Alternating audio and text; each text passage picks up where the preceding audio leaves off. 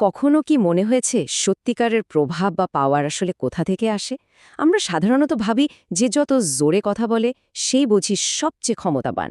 কিন্তু আজ আমরা ডক্টর রবার্ট সিয়ালডিনির প্ররোচনার ৭টি বৈজ্ঞানিক নীতি এবং সুজেন কেইনের ইন্ট্রোভার্ট বা অন্তর্মুখী মানুষের শক্তির একটা অসাধারণ মেলবন্ধন দেখতে যাচ্ছি।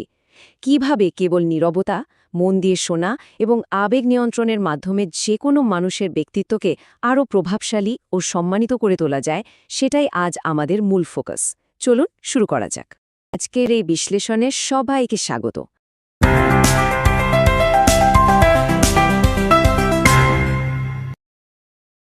এই প্রশ্নটা একটু ভেবে দেখার মতো। আমাদের আধুনিক সমাজে একটা খুব সাধারণ ধারণা হলো যে মিটিংয়ে সবচেয়ে বেশি কথা বলে বা যে সবচেয়ে সরব তার ক্ষমতাই সবচেয়ে বেশি। কিন্তু আসলে কি তাই?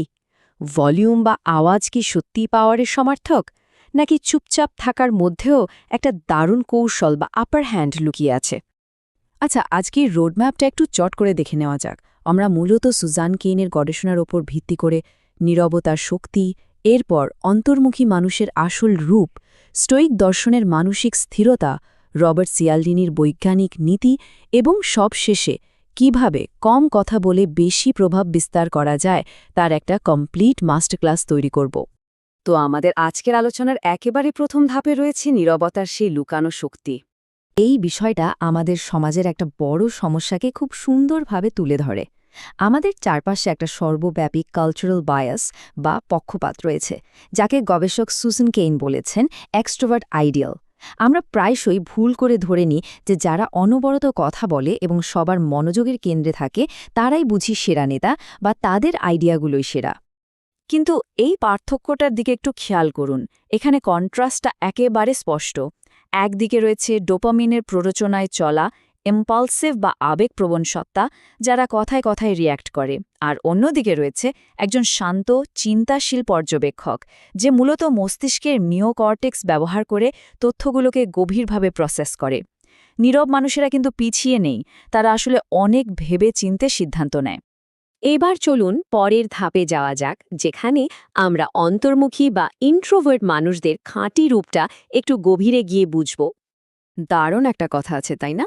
যে যত কম কথা বলে মানুষ তার কথা তত গুরুত্ব দিয়ে শোনে। বিষয়টা কিন্তু একদম সত্যি।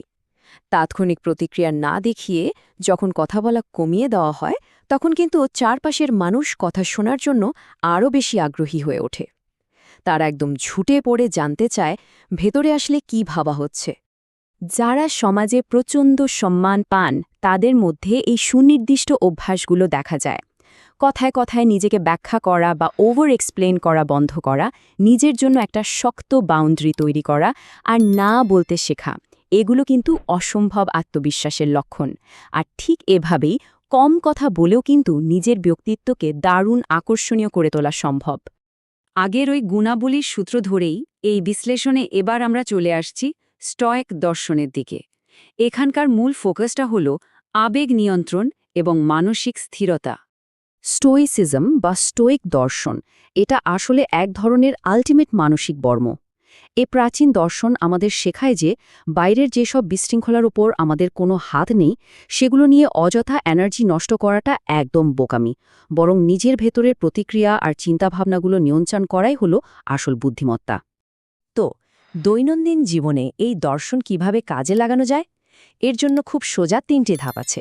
প্রথমত, রিয়্যাক্ট করার আগে একটু থামা বা পজ নেওয়া। দ্বিতীয়ত, পুরোপুরি মনোযোগ দিয়ে অন্যের কথা শোনা। এবং তৃতীয়ত, মানসিক শান্তির জন্য কিছু নিজস্ব নীরব মুহূর্ত বা রিস্টোরেটিভ নিশ তৈরি করা, যেখানে মনকে আবার রিফ্রেশ করা যায়। মার্কাস অরেলিয়াসের এই কথাটা একটু ভেবে দেখুন। যে কোনো দ্বন্দ্ব বা তর্কের সময় স্টোইক দর্শনের এই সুবিধাটা সবচেয়ে বেশি কাজে লাগে। তর্কের মাঝেও যিনি নিজের মনকে শান্ত রাখতে পারেন এবং আবেগকে নিয়ন্ত্রণ করতে পারেন, দিনের শেষে আসল পাওয়ার কিন্তু তার হাতেই থাকে। এবার আমরা চলে এসেছি আমাদের আলোচনার একেবারে ক্লাইম্যাক্সে। চলুন দেখি নীরবতা আর স্থিরতা কিভাবে ডক্টর রবার্ট সিয়ালডিনির প্ররোচনার ৭টি বৈজ্ঞানিক নীতির সাথে মিলে যায়। আচরণগত বিজ্ঞান প্রমাণ করে যে আমরা মানুষেরা প্রতিনিয়ত এত তথ্যের চাপে থাকি যে সিদ্ধান্ত নেওয়ার জন্য আমাদের কিছু মনস্তাত্ত্বিক শর্টকাটের ওপর নির্ভর করতে হয়। আর মজার ব্যাপার হলো, নৈতিকভাবে ব্যবহার করলে এই শর্টকাটগুলো একজন শান্ত ও কম কথা বলা মানুষের জন্য একদম নিখুঁতভাবে কাজ করে। এই ছকটা একটু খেয়াল করুন, এটা একদম চোখ খুলে দেওয়ার মতো। সিয়ালদিনীর নীতিগুলো কিভাবে সরাসরি অন্তর্মুখী স্বভাবের সাথে মিলে যায় তা এখানে স্পষ্ট। যেমন দুষ্প্রাপ্যতা বা স্ক্যারসিটির কথাই ধরুন, যখন কথা কম বলা হয় তখন কিন্তু প্রতিটি কথার ওজন বা মূল্য এমনিতেই বেড়ে যায়।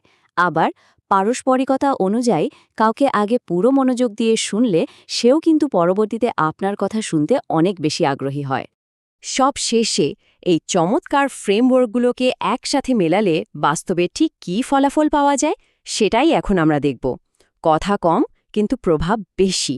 একটা বিখ্যাত MBA নেগোসিয়েশন বা দর কষাকষি গবেষণায় এক অভাবনীয় তথ্য উঠে এসেছে। ডেটাটা দেখুন, 18%। এর মানে হলো, ব্যবসা শুরু করার আগে যারা কিছুটা শান্ত সময় নিয়ে একে অপরের সাথে ব্যক্তিগত মিলগুলো খুঁজে বের করেন, তাদের চুক্তির ফলাফলগুলো অনেক বেশি পজিটিভ হয় এবং এর আর্থিক মূল্য প্রায় 18% বেশি হয়। ভাবা যায়? এই পুরো বিশ্লেষণের সারমর্ম কিন্তু এটাই।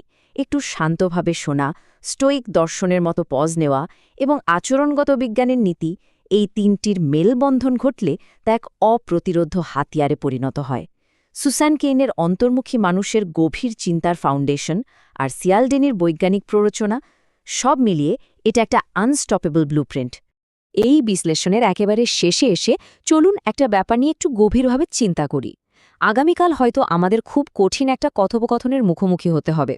তখন যদি একটু পিছিয়ে গিয়ে কেবল নীরবতাকে হাতিয়ার হিসেবে ব্যবহার করা যায়, তবে সে আলোচনার গতিপথ কিভাবে পুরোপুরি বদলে যেতে পারে।